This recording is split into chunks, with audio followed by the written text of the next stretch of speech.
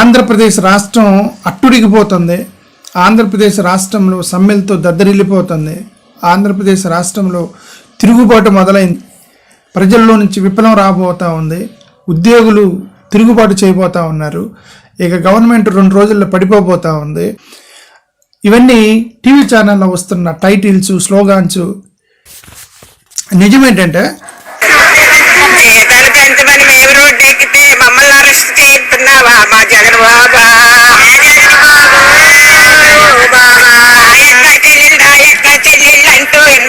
అసలు అంగన్వాడీ వర్కర్స్ ఎవరు, వాళ్ళు ఏం చేస్తారనేది మనకు అర్థం అవ్వాలి. వాళ్ళు ఆంధ్రప్రదేశ్ రాష్ట్రానికి వాళ్ళ వల్ల ఉపయోగం ఏంటి? కేంద్ర ప్రభుత్వానికి కొన్ని ఎజెండాలు ఉన్నాయి. ఆ ఎజెండాలు ఏంటంటే వ్యవసాయం, విద్య, ఆరోగ్యం అనేటువంటి ఒక ఎజెండా ఉంటుంది. ఉచితంగా ప్రభుత్వం తరపున ట్రీట్మెంట్ ఇవ్వడానికి గవర్నమెంట్ ప్రభుత్వ ఆసుపత్రులు రన్ చేస్తారు. రోగాలు వచ్చిన తర్వాత మీరు హాస్పిటల్కి వస్తే అక్కడ మీకు 3 సర్వీస్ చేస్తారు. ఒకటి డాక్టర్ సర్వీస్ చేస్తాడు, 2 నర్సు, 3 ఆయమ్మలు, 3 సర్వీస్ చేస్తారు అక్కడ. ఇప్పుడు ఇదే కాన్సెప్ట్ ని రోగం రాకముందే ప్రజల్లోకి తీసుకెళ్లిపోయి, మనం రోగాలు రాకముందే ప్రజల్లోకి వెళ్ళి ఇక అనారోగ్యాన్ని తగ్గించాలనేది ఆరోగ్య శాఖ పెట్టినటువంటి ఒక స్కీము. శిశు సంక్షేమ శాఖ అని ఒకటి ఉంది. ఈ women and child welfare department. హాస్పిటల్లో, గవర్నమెంట్ హాస్పిటల్లో డాక్టర్, నర్సు, ఆయమ్మలు ఉన్నట్టు ఈ గవర్నమెంట్ ఆసుపత్రి చుట్టుపక్కల గ్రామాల్లో ఉన్నటువంటి వాళ్ళకి సర్వీస్ చేయడానికి డాక్టర్స్ని అవైలబుల్గా ఉంచుతారు. అంటే ఆన్ కాల్ సర్వీస్ చేయడానికి. రెండోది నర్సులు ఉంటారు. వాళ్ళని ఏఎన్ఎం నర్సులు అంటారు. వీళ్ళిద్దరు ప్రభుత్వ ఉద్యోగులు. ఆశా వర్కర్స్ ఉన్నారు. ఈ ఆశా వర్కర్స్ ఎవరంటే అందరి ఆరోగ్యానికి సంబంధించినటువంటి డేటా కలెక్ట్ చేయటం. వాళ్ళు కూడా ప్రభుత్వ ఉద్యోగులే. ఆశా వర్కర్స్ ప్రభుత్వ ఉద్యోగులే, ఏఎన్ఎం నర్సులు ప్రభుత్వ ఉద్యోగులే, డాక్టర్లు ప్రభుత్వ ఉద్యోగులే. శిశు సంక్షేమ శాఖకు సంబంధించిన అంగన్వాడీ వర్కర్స్ ఎవరైతే ఉన్నారో వాళ్ళు గవర్నమెంట్ ఉద్యోగులు కాదు. They are volunteers. వీళ్ళ పని ఏంటంటే ఈ శిశు సంక్షేమ శాఖకు సంబంధించినటువంటి వీల్ డిపార్ట్మెంట్ కింద పనిచేసేటువంటి అంగన్వాడీ వర్కర్స్ ఎవరైతే ఉన్నారో వీళ్ళు ఫోకస్ కేవలం చిన్నపిల్లలు, బాలింతలు, గర్భిణీ స్త్రీలు, పౌష్టికాహారం. గ్రామీణ ప్రాంతాల్లో పౌష్టికాహారం ఉండదు. వాళ్ళు కూలి పని చేసుకునే వాళ్ళు, మట్టి పని చేసుకునే వాళ్ళు, పొలాలకు వెళ్ళే వాళ్ళు, వాళ్ళ హార్లిక్స్, బూస్ట్ పిల్లలకి ఇవ్వాలి. ఇవన్నీ కూడా తెలియదు గ్రామీణ ప్రాంతాల్లో. అందుకని గవర్నమెంట్ ఏం చేసింది, ఈ శిశు సంక్షేమ శాఖకు సంబంధించిన డిపార్ట్మెంట్ ఇచ్చి ఫ్రీగా పాల పొడిని ఇవ్వటము, బూస్ట్, హార్లిక్స్ లాంటి పౌడర్లను తీసుకొచ్చి ఇది పాలలో కలిపి పిల్లలకి ఇవ్వండి అని ఇవ్వటము. ఓకే, ఈ అంగన్వాడీ వర్కర్స్ చేస్తారు అది చేయటం. ఒకటి చిన్న పిల్లల్ని 6 నెలలు అప్పుడే పుట్టిన పసిగందుల నుంచి 6 నెలల లోపు ఉన్న పిల్లల మొత్తాన్ని కాపాడేటువంటి ఒక వ్యవస్థ ఈ అంగన్వాడీ వర్కర్లు.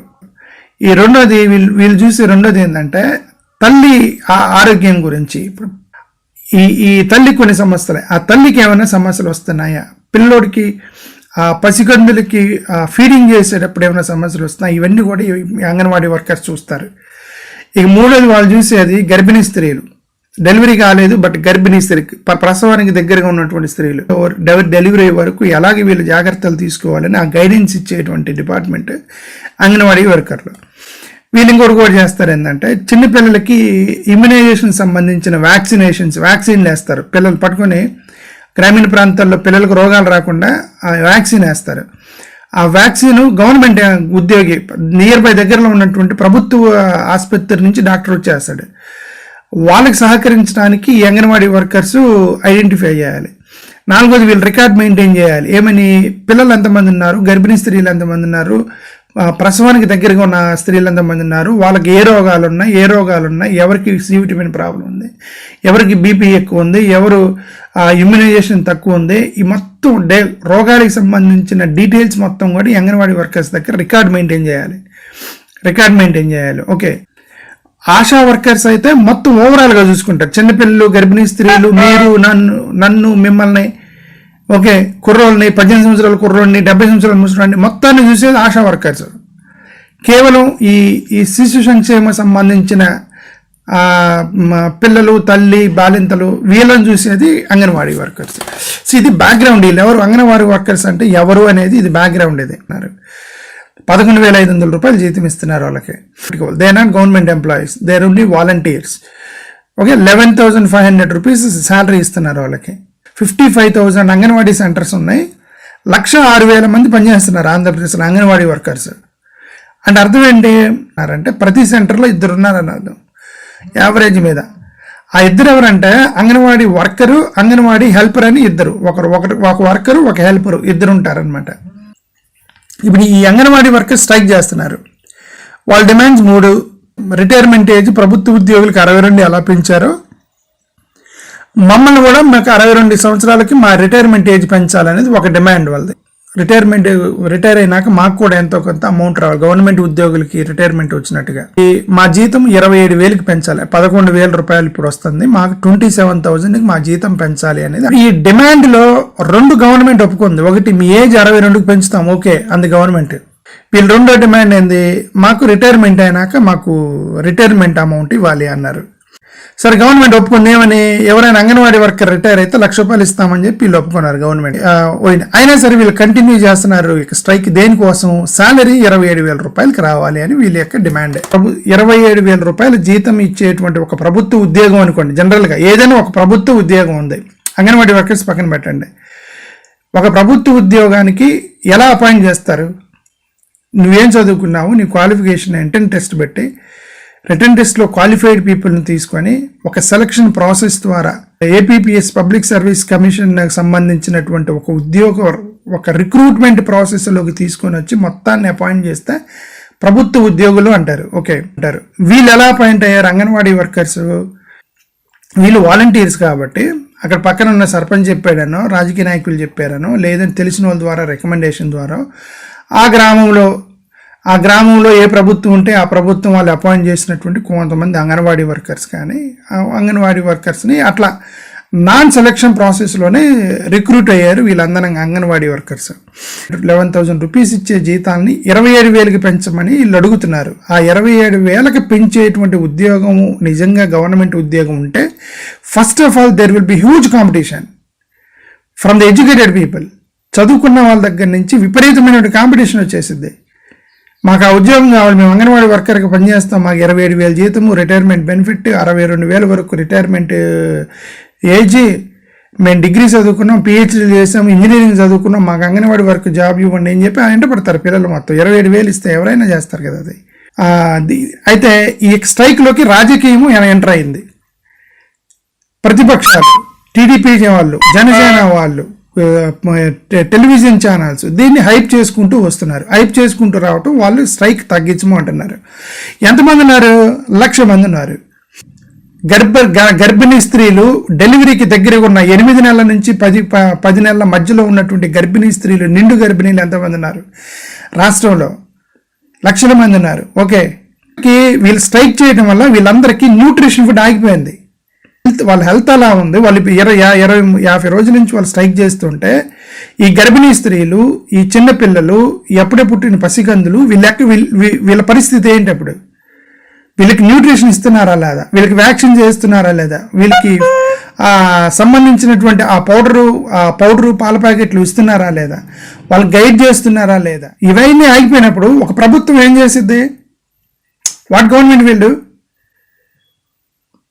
ఒక 1,00,000 మంది కార్మికుల యొక్క జీతం కోసం ఫైట్ చేస్తున్నప్పుడు 1,00,000 మంది గర్భిణీ స్త్రీలు, 1,00,000 మంది పసికందులు, 1,00,000 మంది అప్పుడే పుట్టినటువంటి బాలింత తల్లులు వాళ్ళతో ప్రాబ్లం అవుతుందని చెప్పి ప్రభుత్వం ఏం చేసింది, ఎస్మా యాక్ట్ ప్రయోగించింది. ఎస్మా అంటే ఎసెన్షియల్ సర్వీసెస్ మేనేజ్మెంట్ యాక్ట్ అని ఒక యాక్ట్ ఉంది, ఎస్మా అంటారు దాన్ని.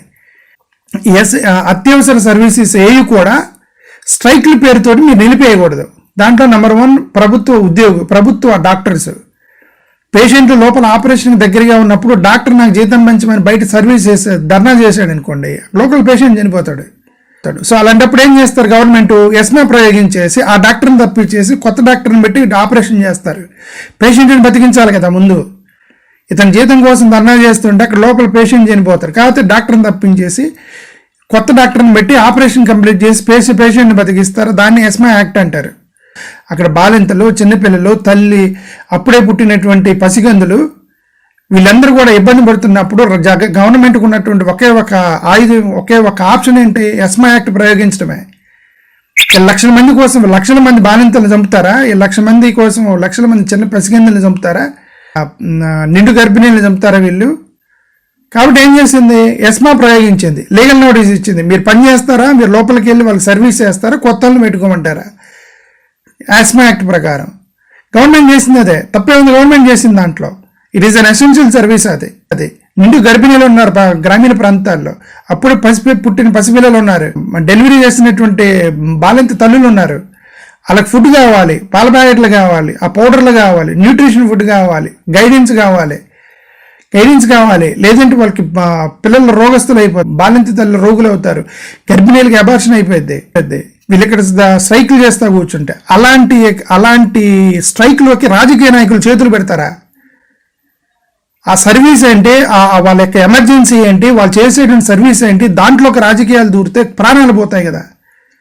ఎస్మా యాక్ట్ ప్రయోగించారు అని అంటే మరి ఏం చేయాలి, ఎవరిస్తారు? తెలుగుదేశం కార్యకర్తలు వెళ్ళి బాలింతలకు భోజనం పెడతారా? తెలుగుదేశం కార్యకర్తలకు వెళ్ళి డెలివరీ చేస్తారా?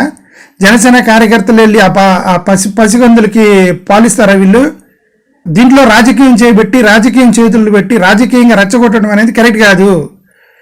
ఆ 27,000కి పెంచాలా లేదా, అది న్యాయమైన డిమాండా అన్యాయమైన డిమాండా అనేది ఆ విషయం నేను మాట్లాడట్లేదు. అది న్యాయమా అన్యాయమా అనేది ప్రభుత్వం నిర్ణయించింది. వాళ్ళు అడిగే వాళ్ళు ఎందుకు న్యాయం అనేది వాళ్ళు చెప్పుకుంటారు.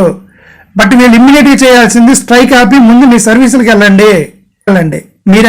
మీ పని మీరు చేస్తూ మీరు ఏదైనా డిమాండ్ చేయండి, కోర్టులకు వెళ్ళండి, పోరాడండి. But service don't stop it. మీరు ఎలా కంటిన్యూ చేస్తే ఏమవుతుంది, ఎస్మా ప్రయోగించడం తప్ప వేరే ఆప్షన్ ఏంది గవర్నమెంట్కి.